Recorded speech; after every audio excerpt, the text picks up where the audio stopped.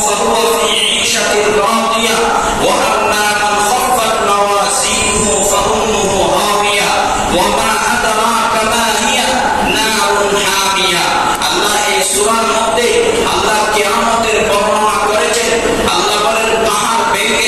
শুরু হয়ে ধুলির মতো উঠতে থাকবে। আসমানটা আমরা বিশাল বড় দেখতেছি। যখন ইসরাফিল আলাইহিস সালাম সিংহায় ফুৎকার দিবেন, ভেঙে টুকরা টুকরা হয়ে জমিনে পড়ে যাবে। ইসরাফিল আলাইহিস সালাম যখন সিংহায় ফুৎকার দিবেন, দুনিয়া কিয়ামত হয়ে যাবে। এই বিশাল বড় জমিন, একটা সমতল জমিন ভেঙে টুকরা টুকরা হয়ে ফেটে যাবে। এই জমিনের নিচে যত সমস্ত খনিজ সম্পদ আছে, স্বর্ণ, হীরা, মতি, লোহা, তেলের খনি, সব কিছু উতলাইয়া বের হইতে থাকবে।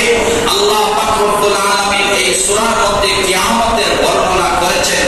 এই জন্য আমরা বুঝতে আর বাকি থাকে না যে আল্লাহ তাআলা সব কিছু ভেঙে দিবেন, শুধুমাত্র আল্লাহর ঘর জমিনের মধ্যে বাকি থাকবে, অক্ষত অবস্থায় থাকবে, আল্লাহর ঘর বানাবে। তো আমরা জানি আজকে যে এক মসজিদে আমরা অস্থায়ী হিসাবে বসে আছি, নামাজ পড়ব, কতদিন পর্যন্ত পড়ব, এই জায়গায় নামাজ পড়তে হবে, জুমা পড়তে হবে, একমাত্র আল্লাহ জানেন। তবে মানুষ হিসাবে আমরা টার্গেট করেছি 1 বছর, হতে পারে 6 মাস। এই টার্গেটের বাইরেও হইতে পারে, এই টার্গেটের ভিতরেও হইতে পারে। নির্দিষ্ট একমাত্র সময় জানেন যে আল্লাহ পাক রব্বুল আলামিন।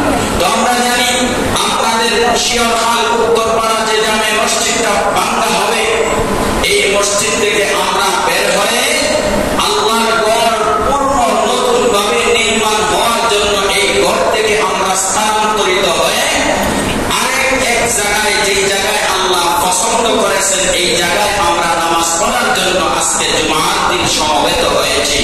এই মসজিদ নির্মাণ করতে, এই অস্থায়ী এক আল্লাহর ঘর বানাইতে গিয়ে আমার নিজের চোখের দেখা আল্লাহর ঘর নির্মাণ করার জন্য আল্লাহর কত বান্দারা চিন্তা দিয়ে, ফিকির দিয়ে, বুদ্ধি দিয়ে, কষ্ট করে বাঁশ কেটে, টিন এনে সব কিছু ব্যবস্থা করার জন্য অনেক কষ্ট করেছেন। এই কষ্টটা একমাত্র কার জন্য? আল্লাহর জন্য। আল্লাহ পাক রব্বুল আলামিন বলেন, ইন্নামা ইয়ামুরু মাসাজিদাল্লাহি মান আমানা বিল্লাহি ওয়াল ইয়াউমিল আখির। আল্লাহ পাক রব্বুল আলামিন বলেন, নিশ্চয়ই নিশ্চয়ই আমি আল্লাহর ঘর আবাদ রাখবে তারা যারা পরকাল কিয়ামত বিশ্বাস করে। ইন্নামা ইয়ামুরু মাসাজিদাল্লাহি মান আমানা বিল্লাহি ওয়াল ইয়াউমিল আখির। যারা আল্লাহর প্রতি বিশ্বাস রাখে, ঈমান রাখে এবং পরকালের প্রতি বিশ্বাস রাখবে, মৃত্যু বরণ করতে হবে, মৃত্যুর পর আবার উঠতে হবে, এই বিশ্বাস যার ভিতরে থাকবে তারা আল্লাহর ঘরকে কলিজা দিয়ে ভালোবাসে। এই ঘরকে যারা মহব্বত করে, রব্বুল আলামিন বলেন, ইন্নামা ইয়ামুরু মাসাজিদাল্লাহি মান আমানা বিল্লাহি ওয়াল ইয়াউমিল আখির। নিশ্চয়ই নিশ্চয়ই যারা আমি আল্লাহকে বিশ্বাস করেছে, হায়াতের মালিক আমি আল্লাহ, মওতের মালিক আমি আল্লাহ, রিজিক দেওয়ার মালিক আমি আল্লাহ, ব্যবসায় বরকত দেওয়ার মালিক আমি আল্লাহ। আল্লাহ বলেন, সন্তান দেওয়ার মালিক আমি আল্লাহ, সবকিছু করার ক্ষমতা রাখছি আমি আল্লাহ। যারা আমি আল্লাহর প্রতি বিশ্বাস রাখে তারাই প্রকৃতপক্ষে ঈমানদার। যে ঈমানদার আল্লাহকে বিশ্বাস করে, পরকাল বিশ্বাস করে, তারাই মসজিদ নির্মাণ করে। রাসূল হাদিসের মধ্যে বলেন, ক্বালান নবী সাল্লাল্লাহু আলাইহি ওয়াসাল্লাম, মান বানা লিল্লাহি মাসজিদান বানাল্লাহু লাহু বাইতান ফিল জান্নাহ। যারা আল্লাহর ঘর খালিস দিলে নির্মাণ করে, বানায়, আল্লাহর রাসূল বলেন তাদের জন্য জান্নাতে একটা বাগান তৈরি হয়ে যায়। আমি আর বুঝতে বাকি রইল না, এই হাদিস যখন তেলাওয়াত করি আল্লাহর ঘর যারা পাশ দিয়ে সহযোগিতা করে, আল্লাহর ঘরে যারা টিন দিয়ে সহযোগিতা করে, আল্লাহর ঘরে যারা রড দিয়া, সিমেন্ট দিয়া, বালু দিয়া, ইট দিয়া, পাথর দিয়া, টাকা দিয়া, পয়সা দিয়া, একটা তালা দিয়া, একটা ফ্যান দিয়া আল্লাহর ঘর যারা নির্মাণ করার জন্য কাজে ব্যস্ত হয়ে যায়, রাসূলের ভাষায় পরিষ্কার হয়ে যায়, মান বানা লিল্লাহি মাসজিদান বানাল্লাহু লাহু বাইতান ফিল জান্নাহ। দুনিয়ার জগতে থাকাকালীন অবস্থায় যারা আল্লাহর ঘর নির্মাণ করার জন্য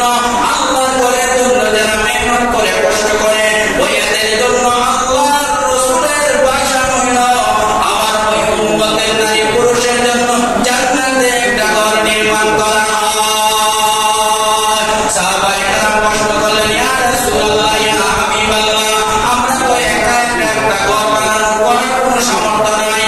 বলে একা একা ঘর বানানো, আল্লাহর ঘর মসজিদ বানানো জরুরি নয়। সকলে মিলিয়ে যখন বানানো হইল, কেউ দিবে 1 লক্ষ টাকা, কেউ দিবে 50,000, কেউ দিবে 2 টাকা, কেউ দিবে 5 টাকা। তারা টাকা দিয়া কিনে দিয়া আসবাব দিয়া আল্লাহর ঘর সহযোগিতা করবেন। তাদের জন্য রব্বুল আলামিন জান্নাতে একটা বাগান বানাইবে। আমরা আল্লাহর ঘরে বসে আছি। যদিও এই গান অস্থায়ী, গত জুমায় বলেছিলাম, ইব্রাহিম আলাইহিস সালাম ঘর বানানোর পর, আল্লাহর ঘর বাইতুল্লাহ নির্মাণ করার পর যে অবশিষ্ট কিছু জান্নাতি বেহেশতি পাথর ছিল বাকি, আল্লাহর হুকুমে ইব্রাহিম আলাইহিস সালামকে আল্লাহ বলেন, ও ইব্রাহিম, আমার ঘর আমার নির্দেশে তুমি বানাইলে যে পাথরগুলো আছে সব পাথরগুলো ছিটাইয়া বানাইয়া দাও। যখন ইব্রাহিম আলাইহিস সালাম জান্নাতি পাথরগুলো ছিটাইয়া দিলেন, কুড়াইয়া নিলেন, আল্লাহর কুদরতি হুকুমে প্রত্যেকটি পাথর পৃথিবীর কোনায় কোনায় গিয়ে পড়ে, সমস্ত পৃথিবীর জমিনের মধ্যে পড়ে। রাসূল বলেন, যেই জায়গার মধ্যে জান্নাতি পাথরগুলো পড়েছে, যেই জায়গার মধ্যে জান্নাতি পাথর পড়েছে, ওই জায়গায় কিয়ামতের আগ পর্যন্ত একটা মসজিদ নির্মাণ হবে। বলেছিলাম এখানে মনে হয় জান্নাতি পাথর পড়েছিল। এই পাথরটা স্থায়ী ভাবে আল্লাহ তাআলা আপনাদের এই পুরান মসজিদের জমিনে নিয়ে রাখিয়েছেন। এখানে আমরা অস্থায়ী, এটা চিরস্থায়ী মসজিদ না। চিরস্থায়ী মসজিদ হবে আপনাদের শিরখাল উত্তরপাড়া জামে মসজিদ। আল্লাহ তাআলা ওই জায়গায় ইব্রাহিম আলাইহিস সালামের অবশিষ্ট পাথর থেকে একটা পাথর আপনাদের এই মহল্লায় পড়েছিল। এখানে কিয়ামত পর্যন্ত মসজিদ অক্ষত অবস্থায় থাকবে। তো আমি বলতেছিলাম, যারা আল্লাহর প্রতি বিশ্বাস রাখে, যারা কিয়ামতের প্রতি বিশ্বাস রাখে, যারা কবরের প্রতি বিশ্বাস রাখে, যারা কবরের আযাবের প্রতি বিশ্বাস রাখে, যারা জান্নাতের প্রতি বিশ্বাস রাখে, যারা জাহান্নামের প্রতি বিশ্বাস রাখে, জাহান্নামের মধ্যে আযাব হবে বিশ্বাস আছে, জান্নাতের মধ্যে আল্লাহ শান্তি এবং শান্তি রেখেছেন এটার প্রতি বিশ্বাস আছে, ওই সমস্ত মানুষই হইল প্রকৃতপক্ষে ঈমানদার। এই জন্য আমরা বিশ্বাস করি আমরা মৃত্যু একদিন হবে, মরণ একদিন হবে, মরণের পরে আমরা কবর জগতে যাব। আমি আনুষঙ্গিক কিছু একটু কথা বললাম, মূল কথায় চলে আসলাম। আমি গত জমায় এই কোরআন মসজিদে আপনাদের বলেছিলাম যে 10টা বিষয় হইল, 8টা বিষয় হইল আপনাদের জন্য, আমাদের জন্য করণীয় আমল। এই 8টা করণীয় আমলের মধ্যে 4টা আমল হইল বর্জনীয়, 4টা আমল হইল করণীয়। 4 আমল করণীয় ব্যাখ্যা বিশ্লেষণ সহকারে আমি ওই মসজিদের মধ্যে আপনাদের এই কোরআন মসজিদের ভিতরে আলোচনা করেছি। এই পর্যন্ত এসে পৌঁছেছিলাম 4টা বিষয়ের মধ্যে 4 নম্বর বিষয় হইল বেশি বেশি পরিমাণে আল্লাহর জিকির যারা করবে তাদের জন্য কবরের মধ্যে আল্লাহ শান্তি এবং আরামের ব্যবস্থা করে রেখে দিবেন। আল্লাহ কোরআনের মধ্যে বলেন, ইয়া আইয়ুহাল্লাযীনা আমানু যকুরুল্লাহা যিকরান কাসীরা। যত সমস্ত ঈমানদার বান্দা-বান্দী চলতে ফিরতে আল্লাহ জিকির করে, উঠা বসা অবস্থায় জিকির করে, শোয়া অবস্থায় জিকির করে, বসা অবস্থায় জিকির করে, বেশি বেশি পরিমাণে যারা আল্লাহর জিকির করবে, আল্লাহ রাসূল ঘোষণা দিলেন ওই কবরের আযাব থেকে সেই ব্যক্তি রেহাই পাবে। যার আমল করণের মধ্যে নাম্বার 1 হইল সালাত নামাজ আদায় করা, নাম্বার 2 হইল আল্লাহর রাস্তায় সদকা বায়না করা, নাম্বার 3 হইল বেশি বেশি আল্লাহর কোরআন তেলাওয়াত করা, নাম্বার 4 হইল আল্লাহর কুদরতি নাম, আল্লাহর সিফাতি নাম, গুণবাচক নাম, আল্লাহর নামের বেশি বেশি পরিমাণে জিকির করা। কয়টা কাম করণীয়? 4টা কাম করণীয়। এর মধ্যে 4টা কামের ব্যাখ্যা বিশ্লেষণ সহকারে আলোচনা করেছি। এই হাদিস কান আল্লাহর রাসূল সাল্লাল্লাহু আলাইহি ওয়াসাল্লাম হযরতে সালমান ফারসি রাদিয়াল্লাহু তাআলা আনহু থেকে হাদিস বর্ণিত। আল্লাহর রাসূল সাল্লাল্লাহু আলাইহি ওয়াসাল্লাম বলেন, এই 4টা কাজ যেই ব্যক্তি বেশি বেশি পরিমাণে করবে, আল্লাহর ওয়াদা হইল তাকে আল্লাহ তাআলা কবরের ভয়ানক আযাব থেকে আল্লাহ মুক্তি দিয়ে দিবেন।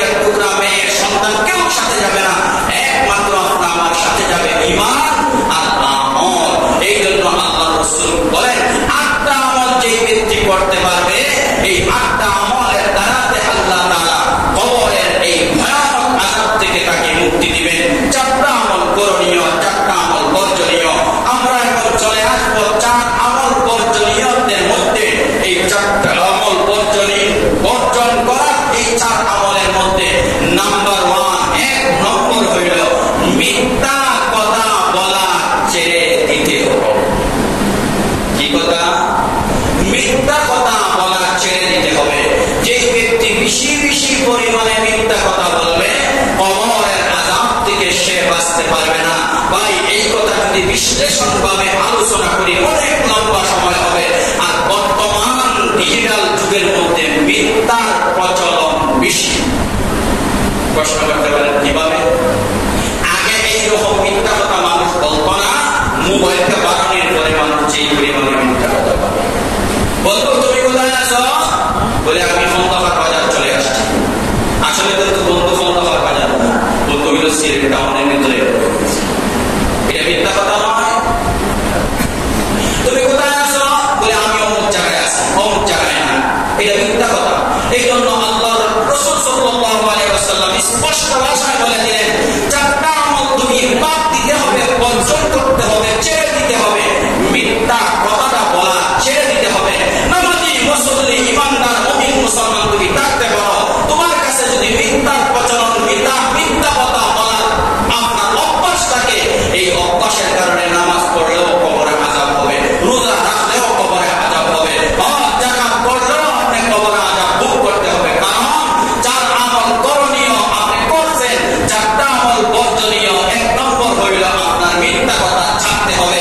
আপনি জলেস থাকেন, পাহাড়ে থাকেন, পর্বতে থাকেন, আপনি গরিব থাকেন আর ধনী থাকেন, আপনি রাজা থাকেন আর বাদশা থাকেন, আপনি ছোট থাকেন আর বড় থাকেন, আপনি ছেলে থাকেন আর মেয়ে থাকেন, আপনি পুরুষ থাকেন আর মহিলা থাকেন, আপনার আমার কাছ থেকে যেন মিথ্যা কথা অভ্যাসটা ছেড়ে দেয়, মিথ্যা কথা যেন বলি না।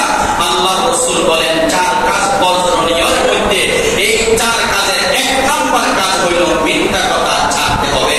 মিথ্যা কথা যদি ছেড়ে দেয়, কবরের ভয়ানক আযাব। কি আযাব? আমি বলেছিলাম ফেরেশতা বৎসর ধারণ করে আসবেন। আযাবের ফেরেশতার হাতের মধ্যে একটা বিশাল বড় হাতুড়া থাকবে। এই হাতুড়া দিয়া বাড়ি দিতে থাকবে, কিয়ামত পর্যন্ত বাইরে দিতে থাকবে। কবরের এমন আযাব বলেছিলাম কয়েক জুমা আগে, যখন কোন বেনামাজি বেআমল তার কবরে যায়, ওই বেনামাজির কবরের মধ্যে একটা বিশাল বড় সাপ থাকবে। এই সাপ যখন আপনার সামনে একটা সুরত ধারণ করে আসবে, দেখার সঙ্গে সঙ্গে আতঙ্ক হয়ে যাবে। এই সাপটা বিষধর সাপটা, নবী বলেন একটা সাপ যদি জমিনের মধ্যে ফালায়, এই বিষধর সাপের বিষের নেশে শ্বাসে সারা দুনিয়ার যত গাছ লতা পাতা আছে সব তার বিষে বিষাক্ত হয়ে চলে ছাই হয়ে যাবে। এমন এক বিষধর সাপ। নবী বলেন আসরের নামাজ পড়ার ছাড়ার কারণে কবরের মধ্যে আসরের নামাজ পড়তে গিয়ে মাগরিব পর্যন্ত সাপে কামড় দিতে থাকবে। মাগরিবের নামাজ নষ্ট করার কারণে মাগরিব থেকে নিয়ে এশা পর্যন্ত সাপে কামড় দিতে থাকবে। এশার নামাজ বাদ দিছে, সাজদা করছে না, ওই মানুষটার কবরের মধ্যে এশা থেকে নিয়ে ফজর পর্যন্ত সাপে কামড় দিতে থাকবে। ফজরের নামাজ নষ্ট করার কারণে ফজর থেকে নিয়ে দুহর পর্যন্ত কামড়াইতে থাকবে। রাসূল বলেন কিয়ামত হওয়ার আগ পর্যন্ত বেনামাজির কবরের মধ্যে সাপে কামড় দিতে থাকবে।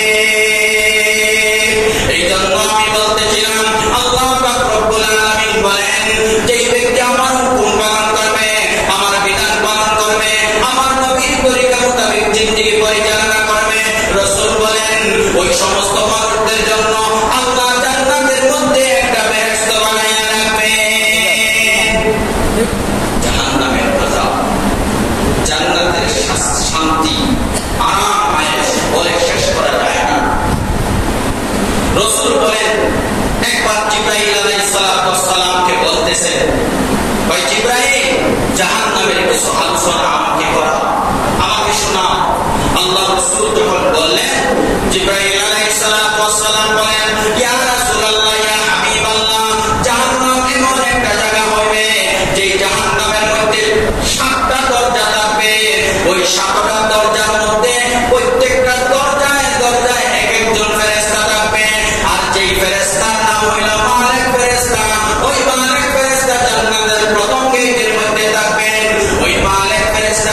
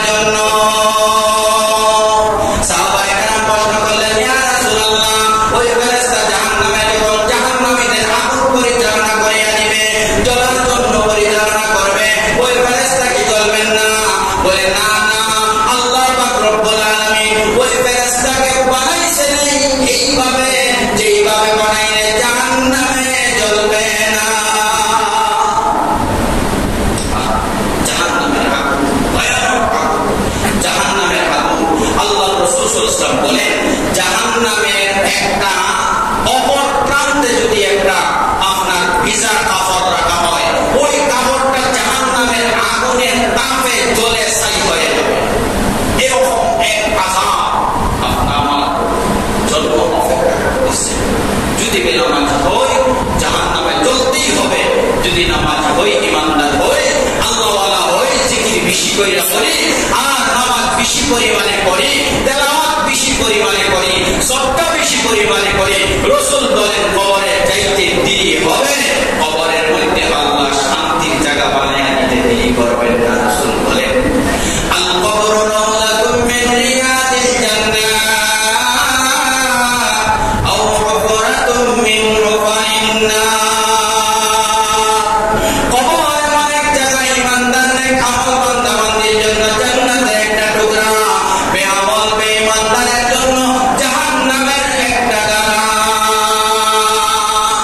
এই জন্য আল্লাহ রাসূল সাল্লাল্লাহু আলাইহি ওয়াসাল্লাম বলেন, যদি কবরের আযাব থেকে বাঁচতে হয় তাহলে চার কাজ বর্জনীয়ের মধ্যে প্রথম নম্বর কাজ হলো দুনিয়ার জিন্দেগিতে যতদিন থাকবো আমি খুশি থাকি আর অশান্তিতে থাকি, আমি কাঁচা ঘরে থাকি আর ফাঁকা ঘরে থাকি, আমি রাজা হই আর বাদশা হই আর প্রজা হই, আমার জবান দ্বারা যেন আমি মিথ্যা কথা বলি না। এক নম্বর কাজ বর্জনীয়ের মধ্যে আমি মিথ্যা কথা বলবো না, এটা ছেড়ে দিব, বর্জন সংক্ষেপে।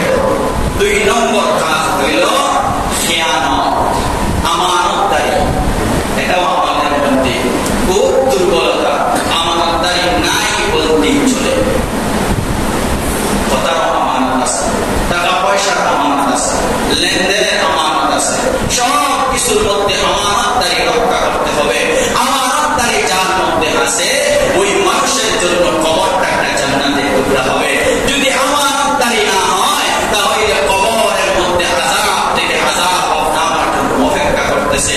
বলে আমানতদারির মধ্যে যত আমানতদারি আছে, একটা আমানতদারি আমরা ঢালাওভাবে লঙ্ঘন করতেছি। এই আমানতদারি হইল আল্লাহ জগতের মধ্যে রূপ বের করে আল্লাহ বলাইছিলেন কি, আলাস্তু বিরাব্বিকুম, আমি কি তোমাদের রব নয়?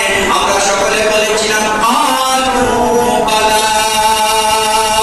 আল্লাহ আপনি শিক্ষাময় হয়ে রোজগতের মধ্যে আমাদেরকে ক্লাস নিয়েছিলেন।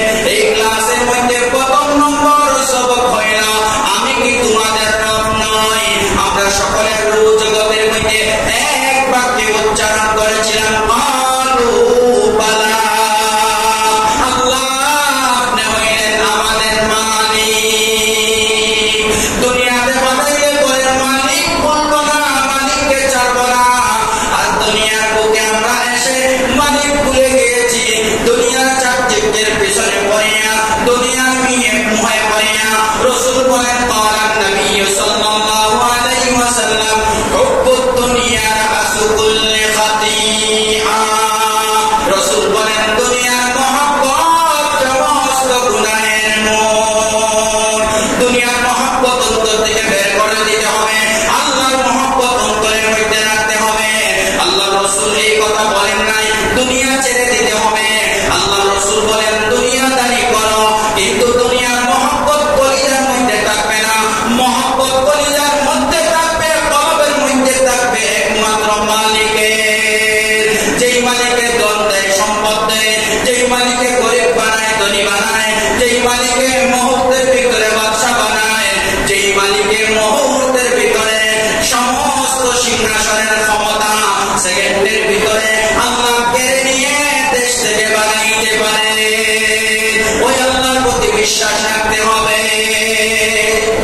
এই জন্য আল্লাহ রাসূল সাল্লাল্লাহু আলাইহি ওয়াসাল্লাম বলেন, এই ব্যক্তির জন্য, যে ব্যক্তি আল্লাহর ইবাদত বন্দেগীর পাশাপাশি চারটা আমল করে আর চারটা আমল ছাড়িয়ে দেয়, সারার মধ্যে প্রথম নম্বর আমলটা হইল মিথ্যার অভ্যাসটা ছেড়ে দিতে হইবে। দুই নম্বর আমলটা হইল আমানতদারি রক্ষা করতে হবে, আমানত যেন খেয়ানত না হয়। এই কথার প্রতিও আপনা আমার খুব তীক্ষ্ণ দৃষ্টি রাখতে হবে, স্মরণ রাখতে হবে। একজনের কথা আমানত দিছে, এটা আর কেউ কাছে বলবে না, এটা আমি বলবো না। আমানত টাকা দিয়েছে, এটা আমি খেয়ানত করবো না। আল্লাহ রাসূল সাল্লাল্লাহু আলাইহি ওয়াসাল্লামের এক সাহাবী বলেন, আমরা রাসূলের এক সাহাবীকে পেয়েছিলাম। এই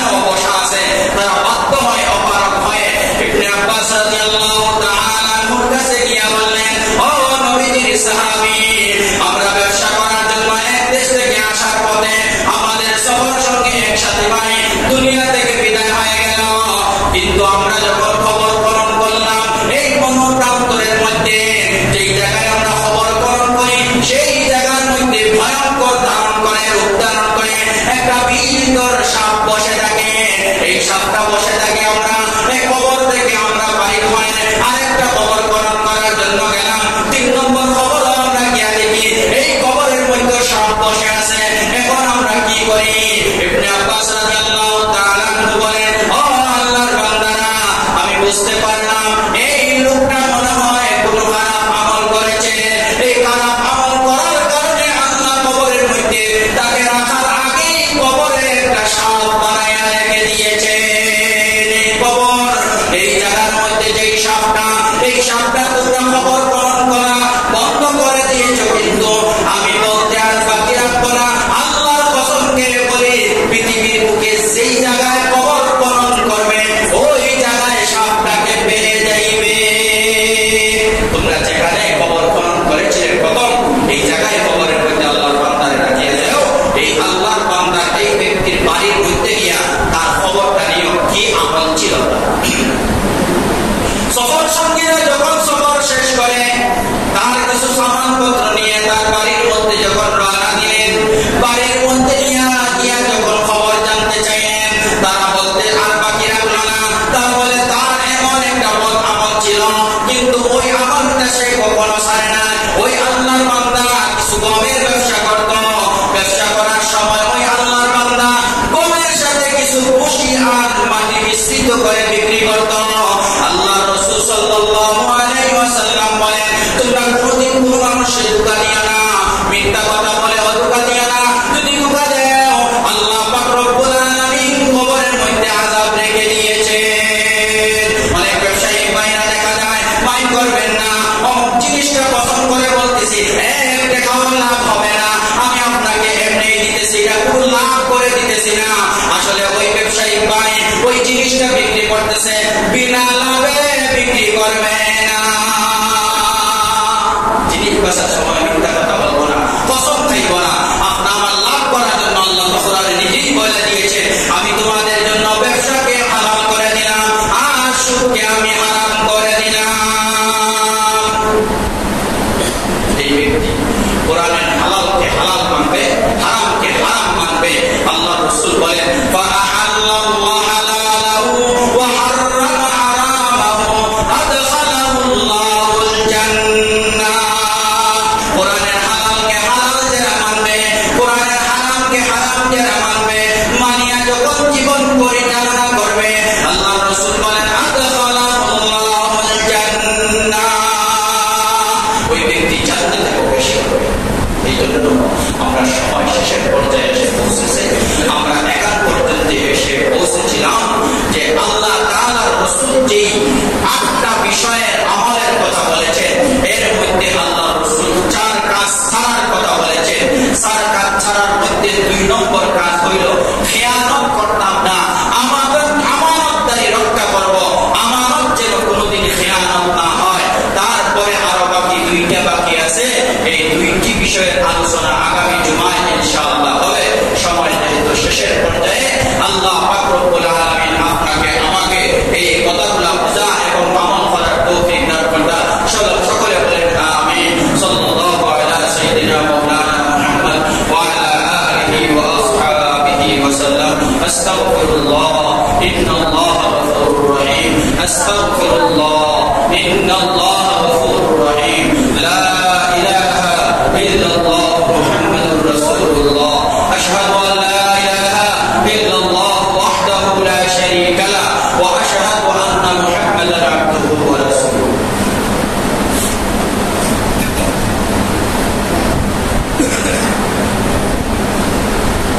الحمد لله الذي هدانا